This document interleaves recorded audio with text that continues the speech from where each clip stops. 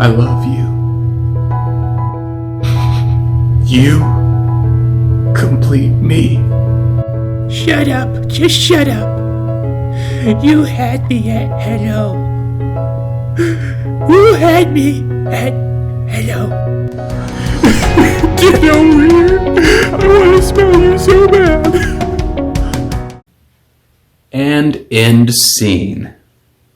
Now let's go make some Swiss rolls. And boom, just when you thought you knew me, I come at you with that kind of stuff. I'll definitely be at the Golden Globes this year. Hey, more importantly, and also more relevant to what you're looking for, let's get down to some baking, huh? Swiss rolls. Little Debbie, that little temptress haunts my dreams, I tell ya. So Swiss rolls, not all that difficult to make. Pretty simple ingredients list here. The hardest part is the actual rolling of the cake once it's baked. You do want to make sure and do that when it's hot. That's really the biggest key element here. Rolling carefully. So let's continue on here with the recipe. So the first thing you're going to notice that's different about a Swiss cake roll is there's no oil in there. There's no butter, there's no vegetable oil, none of that. That's going to help us keep our nice airy structure, makes it a little bit lighter and easier to roll. Second thing you're going to notice is, contrary to most recipes where you're not going to overmix the eggs in it, with a Swiss roll you're going to beat the heck out of these things. Get out your hand mixer, you're going to beat the whole egg and the egg mix until they're nice and fluffy and they at least double in size. Speaking of our egg white, here's the star of the show right now. And watch as we whip this thing around and beat it like a red-headed stepchild. Hey, I resent that. I am a red-headed stepchild. Okay, sorry. And mix that egg white in ever so nicely. There we go. Hey, another key element here you're not going to want to forget about is greasing your parchment paper. Make sure you do this. First time I did this recipe, I didn't grease the parchment paper and I could not get the cake off of the paper itself. Really frustrating, so make sure you grease it.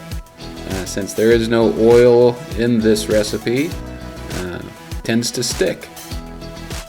And once you get your cake all baked up nice, you're going to want to trim the edges and then get it cut into nice even proportions. What you're seeing me work with here, that's called an ulu. That's a traditional Inuit tool. Fun fact about those, they not only cook and cut vegetables with them, they cut their hair and ice and all kinds of different things with them. So it's a multi-purpose tool for the Inuit people. And for me, it turns out, because I also use it as a talking point. Hey, who out there is ready to have some fun now? Because it's time to make some creamy, delicious filling. Alright, whipped cream, cream cheese, powdered sugar. Put it all together and what do you got? You've got the antidote to shredded abs is what you've got.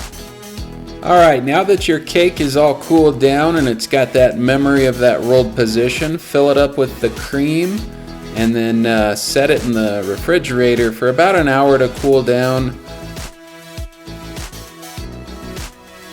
And we can also start making our chocolate topping here. So starting off with our white chocolate, we're going to do about 2 tablespoons of that.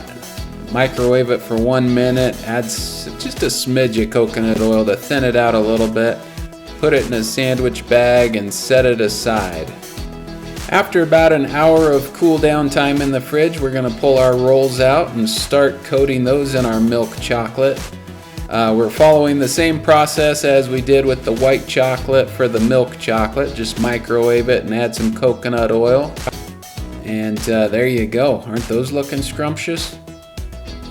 Drizzle that beautiful white chocolate right over the top to give a little contrast in color there. Adds a little flair.